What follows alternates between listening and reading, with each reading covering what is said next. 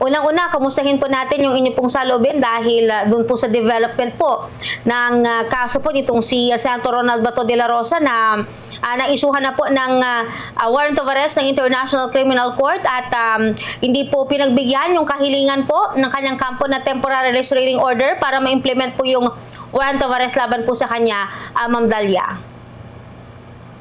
Unang-una po, masaya po kami na hindi po siya mapagbigyan doon sa kahilingan niyang TRO dahil talaga naman pong totoo yung warrant of arrest. Hindi naman po yun, valid naman po talaga dahil pinipilit lang po nila talaga na hindi valid yung warrant of arrest niya sa ICC. Kaya nakakalungkot po na yung mga mambabatas natin na nagkakanlong sa kanya. Pakiramdam ko naman na hindi magtatagal, mahuhuli din siya dahil talaga namang maraming naghahanap na sa kanya at talaga pong ang pakiramdam namin na talagang ang pananagutan niya sa mga biktima ng HJK ay talagang totoo po. Huwag po niyang pasinungalingan na siya ay walang kasalanan at malinis siya.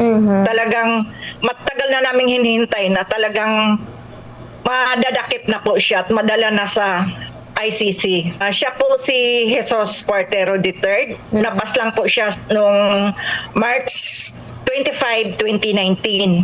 Siya po ay nakasuhan po ng bypass. Pero ang lagi naming sinasabi na siya po ay hindi po kabilang dahil siya po ay naghatid lang ng mga target po.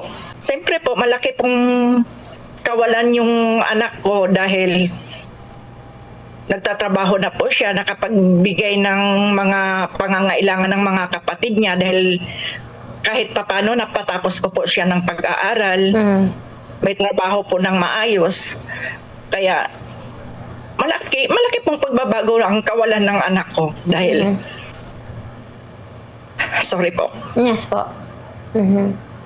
Ang kasalukuyan po nung siya namatay ay may trabaho naman po siya.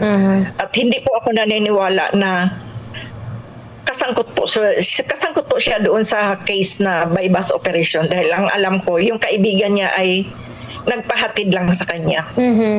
Kaya nakakalungkot po sa case ko po talaga dahil ako yung madalas naman nagsasalita sa media, madalas akong nakikita talaga yung pambubuli sa akin wala akong kwentang magulang.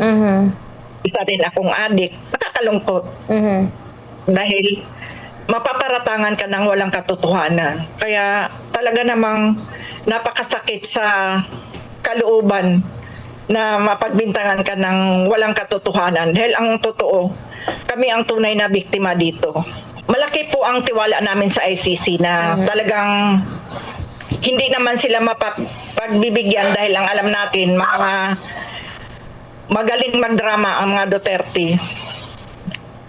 Kaya hindi po ako nangangamba na mapagbigyan yung kanilang mga kahilingan.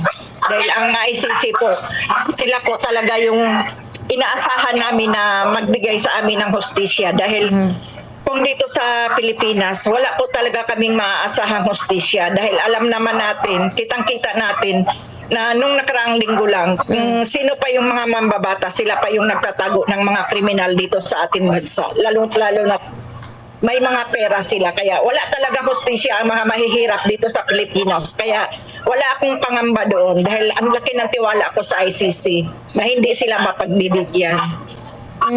Yung kung sakali nakahilingan na dito na lang politician, yung kaso po ni former President Rodrigo Duterte, kayo po ba ay o ano po bang maaaring maging reaksyon niyo po dito, ma'am? Siguro naman po hindi po sila mapapayagan dito dinggin yung mga kasalanan dito sa mga kasalanan ni Duterte dito sa Pilipinas kasi andun na siya Kung dito nga paulit-ulit kong sasabihin, kung dito sa Pilipinas wala tayong makakamtan na hustisya dahil kayang-kaya nilang takalan ng pera ang hustisya dito sa Pilipinas.